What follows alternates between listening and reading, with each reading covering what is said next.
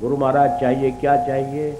काम क्रोध मद लोभ मोह बिनस जहिय अहमेव, नानक प्रभु शरणागति कर प्रसाद गुरुदेव। हे गुरु महाराज, ये नानक को दास पदवी तो दे ही दी है, परंतु काम क्रोध मद लोभ मोह माश्चर्य को मुझसे हटा दीजिए, मेरे ऊपर कृपा कर दीजिए, ताकि मैं असलियत में मानवता को प्राप्त हो सकूं। मानवता को बिगाड़े और क्रोधी तो है, क्योंकि क्रोध तामस है और तामसी प्रवृत्ति राक्षसों की होती है, दैत्यों की होती है, दानवों की होती है। मानव की प्रकृति तो बड़ी सरल और शुद्ध होती है। इसलिए काम क्रोध मद लोभ मोह बिनस जइये अहमेव, नानक प्रभु शरणागति कर प्रसाद गुरुदेव। ऐसा उन्होंने मांगा। तो 9 वर्ष में मैं भी वो मंगलमय कामना कर रहा हूँ कि हमारे अंदर का जो अहम है, जो हमें दुखदायी है, हमें कष्ट देता है, हमारे स्वास्थ्य में हानि पहुँचाता है, वो अहम सभी प्रेमियों के यहाँ से निकल करके अलग कहीं बैठ गया और कभी कभी आ जाए, कभी कभी आ जाए मेहमान की तरह तो कोई हर्ज नहीं है, पर अधिक समय तक वो बाहर ही रहे तो अच्छी चीज़ है। यही मेरी मंगलमय कामना है। मेहमान की तरह तो आ जाता है, कोई बात नहीं, हमें भी आ जाता है। तो मेरे प्रेमियों, सन 2001 के लिए मैंने कहा कि गणित अंकगणित के हिसाब से भी ये 3 मंगलमय है, और मंगलों को भी मंगल करने वाला वो भगवान नारायण है। मंगलम मंगला नाम योग, जो मंगलकारी देवता हैं उनको भी मंगल देने वाला वो भगवान श्री हरि नारायण है। उनके हम शरणागति हैं सभी, और उनकी शरणागति में राम शरण नहीं एक व्याधा। जब भगवान श्री राम, भगवान श्री हरि, भगवान श्री नारायण की शरणागति में जीव आ जाता है तो वहाँ एक भी व्याधा नहीं रहती, वो धीरे धीरे सब व्याधाएं नष्ट हो जाती हैं। प्रश्न उठता है कि जब हम शरणागति होने के बाद भी व्याधाएं हैं, ये व्याधाएं नहीं मानी जाती। ये तो हमारे पिछले जन्म के किए हुए कर्मों का थोड़ा फल है। हमारे शिष्य लोग कहते हैं, ऐसा सुनने में आता है कभी कभी कि जी हम शरणागत हैं और हर तरह से परम सिद्ध के शिष्य हैं, फिर भी ये दुख आ जाते हैं, ये कष्ट आ जाते हैं। पर हरि कृपा से, हरि शरण से वो हमारा बचाव हो गया और हमें किंचित मात्र उसका भोग भोगना पड़ गया। ये मूल भोग तो मेरे प्रेमियों भोगना ही पड़ेगा, चाहे राम जी हो, चाहे कृष्ण जी हो, चाहे नरसिंह जी हो, चाहे कोई भी हो, भगवान जी, जो भी भगवान जी हैं वो भी हो, उनको भी भोगना तो पड़ा ही पड़ा। पूर्व जन्म संस्कार, पूर्व जन्मों के संस्कार के द्वारा भगवान श्री राम जब मानव योनि में आए तो क्या कष्ट नहीं पाए। सीता हरण मरण दशरथ को विपत्ति में विपत्ति पड़े। सीता का हरण हो गया, पिता की मृत्यु के समाचार मिल गए और व्याधाएं आने लग गई। अब बताइए, भगवान श्री राम, उनको व्याधाओं से क्या लेना देना था? पर मानव योनि में आने से उनको भी ये व्याधा भोगनी पड़ी। और बड़े शांत स्वर में यही कहा गया कि ये सुख और दुख सूर्य की तरह है, सूर्य उदय होता है, मध्य होता है, अस्त हो जाता है। इस तरह दुख आते हैं और प्रभु कृपा से चले जाते हैं। अब उसमें प्रभु कृपा, गुरु कृपा यही होती है कि मानव दृढ़ निश्चय हो जाता है, अर्थात उन विपत्तियों को सहन करने की ताकत उसके अंदर आ जाती है, वरना तो सहन करना बड़ा मुश्किल हो जाता है। यही गुरुओं की कृपा, भगवत कृपा हमको माननी चाहिए कि हमारे अंदर में सहनशीलता, हमारा अंदर झेलने की ताकत प्राप्त हो जाती है, हम उद्विग्न नहीं होते। इसलिए उसको इस तरह विचार कीजिए। बाबा नानक देव जी कहते हैं कि पूर्व जन्म का लहना पाई, पहल के जन्म के भाई किए हुए कर्म तो मूल तत्व में तो भोगने ही पड़ेंगे। गुरु कृपा से ये है कि उनके ब्याज के ब्याज जो बढ़ते चले जाते हैं, अर्थात सहस्र गुना फल जब पुण्य का होता है तो पाप का भी विचार कीजिए। वो उसने क्या किया है, वो पाप भी तो है ना, पाप और पुण्य, तो पाप भी सहस्र गुना ही बढ़ता है। उस सहस्र गुणे को संत कृपा, हरि कृपा से सहस्र गुणे के लिए मूल रह जाता है, 999 समाप्त हो जाता है। तो थोड़े बहुत हमको मूल पापों का, पूर्व जन्म के पुण्यों का, पूर्व जन्म के पापों का कुछ तो भोगना होगा।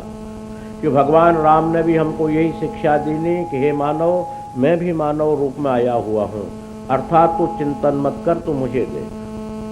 मेरे पैरों में चक्रवर्ती राजा का बेटा होते हुए भी, चक्रवर्ती राजा का पुत्र होने के पश्चात भी मेरे हालात देखिए कि मेरे पैरों में खड़ाऊं भी नहीं है, पहनने के लिए वलकल वस्त्र पहने हुए हूँ, वस्त्र भी नहीं है, सोने के लिए कहीं कोई छप्पर भी नहीं है, नित्य प्रति जहाँ ठहरता हूँ वहाँ छप्पर बनाता हूँ, बनाता हूँ और उसी कुटिया में रह जाता हूँ, फिर उसको छोड़ के आगे चलते हूँ। तो ये हमको शिक्षा भगवान राम ने, भगवान श्री कृष्ण ने दी। दोनों ही वैभव अवतार थे, जो पूर्ण वैभवशाली दोनों, और वैभवशाली होने के बाद भी हमें जनजीवन को ये शिक्षा प्रदान करी कि हे मानव, तू ही इतना विचलित क्यों होता है। हम परब्रह्म होने के बाद भी इस मानव शरीर में आकर के ये शिक्षा दे रहे हैं। हम आप लोगों के लिए उस प्रभु से, महामा आदि शक्ति लक्ष्मी जी से, क्योंकि लक्ष्मी सर्वे गुणा कांचन आश्रयंती, जितने भी गुण हैं वो लक्ष्मी के अंदर ही मौजूद होते हैं। महामा की अनुकंपा से ही सब कुछ होता है। और जो आज आप बैठे हैं वो श्री संप्रदाय में ही बैठे हुए हैं। श्री नाम है लक्ष्मी का, जो भगवान नारायण के साथ श्री देवी रहती हैं, उन्हीं का नाम श्री है, और उस श्री संप्रदाय में आप बैठे हुए हैं। ये मूल संप्रदाय है, वो लक्ष्मी ना समारंभा, लक्ष्मी से ही प्रारंभ होती है, श्री देवी से प्रारंभ होती है। क्यों? या श्री स्वयं सुकृति नाम भवने सुलक्ष्मी पापात्मनाम कृत धियाम हृदये सुबुद्धि। वो महामा कौन? श्री देवी जब कृपा करती है मानव के ऊपर, तो या श्री स्वयं सुकृति नाम, अच्छे कर्म वही करा सकती है। बिना लक्ष्मी के बिना न यज्ञ होते हैं, न दान होता है, न पुण्य होता है, बड़ा मुश्किल है। या श्री स्वयं सुकृति नाम, अच्छे कर्म कराने के लिए वही भवनेशु लक्ष्मी। भगवान श्रीमन नारायण के लिए जब लक्ष्मी जी थोड़ी सी रुष्ट हो गई तो उनको भी दिव्य लोक छोड़ करके और तिरुपत बालाजी यहाँ आना पड़ा। लक्ष्मी के उसी से नाराजगी से तो आना पड़ा नहीं। तो लक्ष्मी जब नहीं होती है, जब मानव का नाम कर्जदार हो जाता है, कर्जदार, और जब लक्ष्मी होती है तो उसका नाम धनाढ्य हो जाता है, बिल्कुल नाम बदल जाते हैं। या श्री स्वयं सुकृति नाम भवनेशु लक्ष्मी पापात्मनाम कृत धियाम हृदये सुबुद्धि। महान पापियों के लिए भी पुण्यात्मा बना देती है, और जिनके हृदय में लेश मात्र बुद्धि नहीं है पर उसको बुद्धिमान बना देती है। कृतधियाम हृदये सुबुद्धि। श्रद्धा सताम कुलम जनः प्रभवश्य लज्जा। कुल खानदान की लज्जा रखने वाली वही है। श्रद्धा सताम, श्रद्धा और सत्य को भी कायम रखने वाली लक्ष्मी है। जो लक्ष्मी का अभाव होता है तो हमें निरर्थक बस झूठ बोलनी पड़ती है। जो लक्ष्मी के अभाव में झूठ तो बोलनी पड़ती है, कि कहीं किसी से लेना दे रहा है, झूठ बोल के लेना दे रहा है।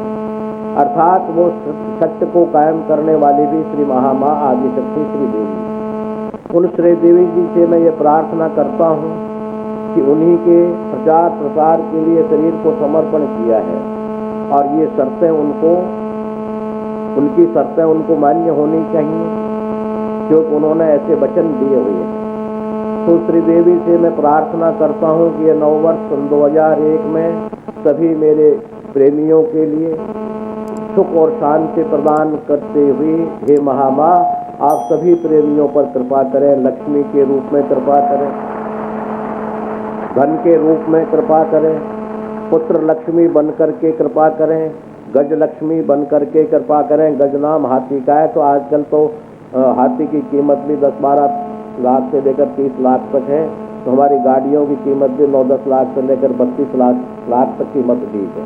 तो हाथी ही है ये जो हाथी कहते हैं, उस युग के हाथी वो थे, आज के युग हाथी है। तो गज लक्ष्मी, वाहन लक्ष्मी, पुत्र लक्ष्मी, वैभव लक्ष्मी, और श्रद्धा रूपी लक्ष्मी, सज्जनता रूपी लक्ष्मी, लक्ष्मी के रूप है ये सब जितने भी हैं। या देवी सर्वभूतेषु लक्ष्मी रूपेण संस्थिता, निद्रा रूपेण संस्थिता, नींद तक में भी जो है उसका रूप आता है, और अनेकानेक सुख शांति में भी उसका रूप है।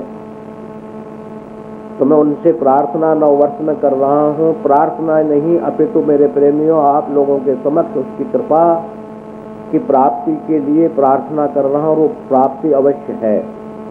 आप लोगों को सुख और संपत्ति वो प्रदान करें, अर्थात करेंगे, दोनों शब्द बोला, करें ये तो हमारी प्रार्थना है, और होगी ये हमारा सुनिश्चित है।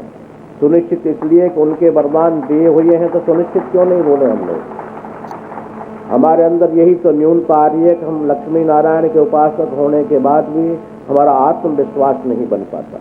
आत्मविश्वास जब नहीं बन पाता तो हम तितर बितर हो जाते हैं, अर्थात निर्धन होने लगते हैं। इसलिए हमें तो ये आत्मविश्वास है कि माँ हमारी है, हम उसके हैं, और वो माँ कभी भी पुत्र के लिए दुख देने के लिए तैयार नहीं हो सकती। एक साधारण माँ भी बच्चे के लिए पड़ोस से भी दूध मांग करके दूध पिलाती है, जब दूध के लिए रोता है पड़ोस से लाती है।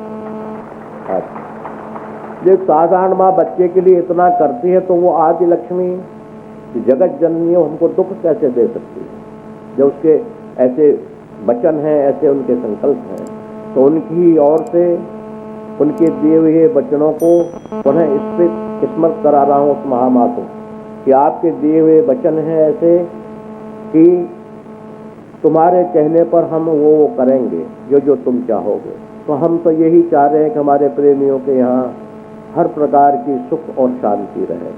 भगवान नारायण चक्रधारी है, चक्र धारण करते हैं सदैव, और चक्र का मतलब होता है कि अनेकानेक दुष्टों से, अनेकानेक व्याधियों से, अनेकानेक दैत्यों से, अनेकानेक उपद्रवों से हमारी रक्षा करे, उसका नाम चक्र है।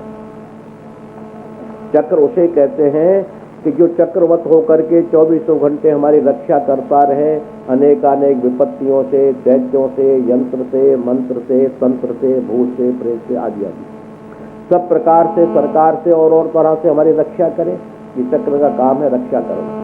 अर्थात उन भगवान श्रीमन नारायण से यही प्रार्थना करूंगा कि प्रभु उस चक्र के लिए हमारे पापों के संहार करने के लिए उसको आज्ञा प्रदान करें। हमारे अनेक व्याधियां हैं, उन व्याधियों को दूर करने की आज्ञा प्रदान करें, और हमारे जनजीवन जो अस्त व्यस्त हो रहा है उसके लिए कायम करने की, मानवता कायम करने की आज्ञा प्रदान करें। तो भगवान जब कृपा करते हैं, आज्ञा प्रदान कर, तो चक्र को ही आज्ञा देते हैं रक्षा के लिए। अर्थात हे चक्र भगवान, आप मेरे प्रेमियों की हर जगह से, हर तरह से रक्षा करें और पूर्ण रक्षा करें। तो भगवान लक्ष्मी नारायण से, दोनों से मैं यही प्रार्थना करूंगा, और प्रार्थना करते हुए यही पुनः पुनः बार बार बोल रहा हूँ, पुनः पुनः यही कहूँगा कि सन 2001 आप लोगों के लिए, आपकी संस्था के लिए, आपके जनजीवन के लिए, क्योंकि ये संस्था जो बैठे हुए आपके लिए मेरा स्नेह है, हमारे प्रेमी जनों के काम अच्छे होते रहे, और जनजीवन हमारा बिल्कुल अच्छी तरह से उन्नति की ओर चले। धन की उन्नति हो, हमारे मानवता की उन्नति हो, धर्म की उन्नति हो, विद्या की उन्नति हो। एते चत्वारि वर्धन्तु आयु विद्या यशो बलम। आयु की वृद्धि हो, यश की वृद्धि हो, धन की वृद्धि हो, बल की वृद्धि हो, ये सब प्रकार से अभिवृद्धि इस वर्ष में मंगलमय हो। ऐसी मेरी शुभकामनाओं के सहित मंगलमय आचरण।